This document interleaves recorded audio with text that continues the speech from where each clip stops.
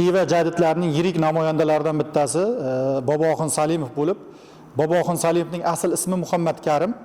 Amaki bobolarining ismlariga qo'yilgan bo'lib, onalari hurmat yuzasidan Boboxon deb chaqirgan, ya'ni qaynota amakilarning ismlarini aytmaslik uchun va bu ism keyinchalik ommalashib Boboxon Salimov bilan ismlari bilan mashhur bo'lganlar.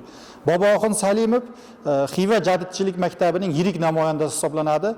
Xiva xonligining bir necha yillar davomida Shayxul Islomi, bosh qozi kaloni bo'lib ishlagan bo'lsa-da, lekin ta'lim tizimida, umuman davlatni isloh qilish borasida yetakchi shaxslardan bittasi hisoblangan.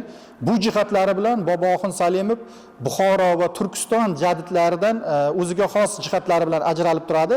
Sababi ushbu hududlarda Buxoroda, Turkistonda diniy ulamolar, shayxul islomlar, qozi kalonlar ko'pincha ta'lim tizimiga, jadid maktablariga qarshi chiqqanligini ko'rishimiz mumkin.